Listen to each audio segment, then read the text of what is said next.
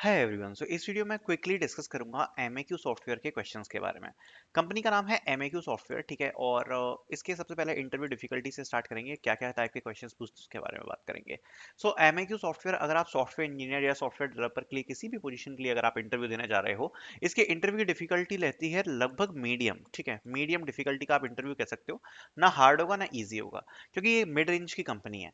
अब इसके क्वेश्चंस के स्टार्ट करते हैं। सबसे पहले अगर आप एमएक्यू के लिए जा रहे हो तो यहाँ पर आप एक्सपेक्ट कर सकते हो कि आपको डेटा स्ट्रक्चर्स एंड एल्गोरिथम्स के मीडियम लेवल के क्वेश्चंस पूछे जा सकते हैं, ठीक है। अब मीडियम लेवल से मेरा कहने का मतलब क्या है वो मैं आपको समझा देता हूँ। जैसे कि अगर आप लीड कोड पे फिल्टर आउट करो तो लीड कोड वेबसाइट के मीडियम लेवल के क्वेश्चन एग्जैक्ट कुछ इस प्रकार के होंगे जो कि एमएक्यू में पूछे जाते हैं, ठीक है। मीडियम लेवल आप लीड कोड का मान सकते हो।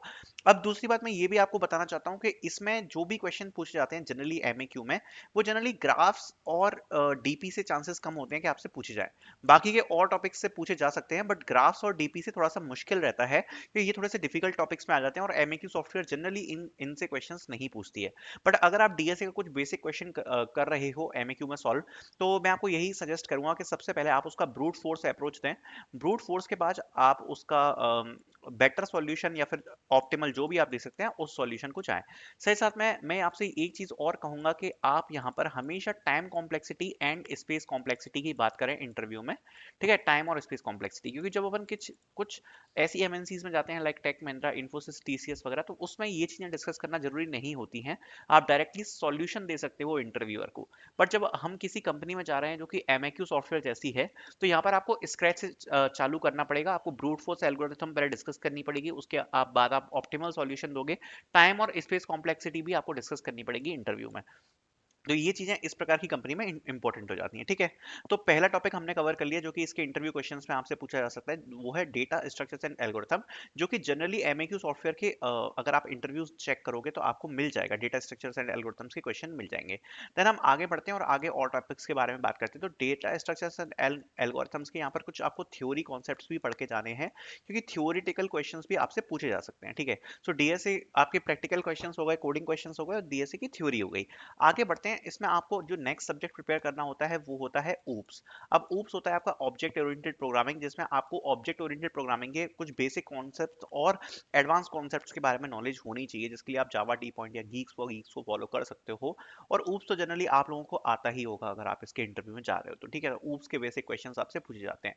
देन जो अगला टॉपिक है जो आपसे ज्यादा पूछा जा सकता है वो है डीबीएमएस, जिसमें आपसे पर्टिकुलरली एसक्यूएल के क्वेश्चंस पूछे जा सकते हैं। तो एसक्यूएल आपको पूरा प्रिपेयर करके जाना पड़ेगा। जैसे कि इसमें आपका जितना भी रिलेशन डेटाबेस होता है ना उसके बारे में हो गया, बाकी एसक्यूएल की क्वेरीज हो गई। बाकी इसमें आपसे थ्योरी क्वेश्चंस भी पूछे जाते हैं। सो लाइक डीएमएल क्या है, डीडीएल क्या है, और बाकी की इसमें ईआर डायग्राम्स होते हैं, कीज होती हैं, जितनी भी रिलेटेड सब्जेक्ट हैं डीबीएमएस से, जितने भी एसक्यूएल रिलेटेड क्वेश्चंस हैं वो आपसे यहाँ पर पूछे जाते हैं। तो ये आपको अच्छे से प्रिपेयर करना पड़ेगा। चौथा टॉपिक होता है आपका प्रोजेक्ट। सो आपने जो भी अपने रेज्यूम्स में प्रोजेक्ट लिखे हुए हैं, जो भी उस पर टेक्नोलॉजीज लिखी हुई हैं, उससे आपसे क्वेश्चन पूछे जाते हैं। जैसे कि मैं आपको एग्जांपल देता हूँ, सपोज कोई प्रोजेक्ट है आपका जिसमें आपने नोड जेएस यूज कर रखा है। सो आपसे ये पूछा जा सकता है कि नोड जेएस किस प्रकार की एप्लीकेशन बनाने में यूज किया जाता है, नोड जेएस सिंगल थ्रेडेड क्यों है ना। क्योंकि आप उस चीज को यूज कर रहे हो तो आपको पता होना चाहिए कि जो भी आपने यूज किया है अपने प्रोजेक्ट में उसका यूज क्या है, ठीक है। तो नोड जेएस सिंगल थ्रेडेड क्यों है, सिंगल पेज एप्लीकेशंस क्या होती हैं, क्लाइंट सर्वर आर्किटेक्चर कैसे वर्क करता है, एपीआईज का इंटीग्रेशन नोड जेएस में कैसे होता है, ठीक है। और और different different question upon Java script and other things, ठीक है। तो ये एक एग्जांपल लेके मैं आपको बता रहा हूँ। जो भी आप प्रोजेक्ट लिख रहे हो उस प्रोजेक्ट से डिटेल में आपको नॉलेज होनी चाहिए कि उसमें आपने क्या क्या लिखा हुआ है, ठीक है। देन आगे बढ़ते हैं, आगे बात करते हैं। इन सब चीज़ों के अलावा थोड़ा बहुत आपसे सीएस फंडामेंटल्स और कुछ भी पूछा जा सकता है, जिसमें आपके बेसिक सीएस के कॉन्सेप्ट्स आते हैं जो कि आजकल चल रहे हैं, लाइक एआई वगैरह से थोड़ा बहुत पूछ लिया कि उस पर आपके क्या विचार हैं, ठीक है। या फिर ओएस के बेसिक्स हो गए थोड़े बहुत, या फिर और भी general basics related upon your CV. क्योंकि जो भी आपने रेज्यूम में लिखा है वो आपसे पूछा जा सकता है, जो भी चीज़ आपने कवर करी है वो पूछा जा सकता है। या आप जो भी आंसर दे रहे हो उसमें डिस्कशन में अगर आपने कोई ऐसी बात कही जो कि किसी टेक्नोलॉजी को प्रभावित करता है तो वो चीज़ें आपसे पूछी जा सकती हैं।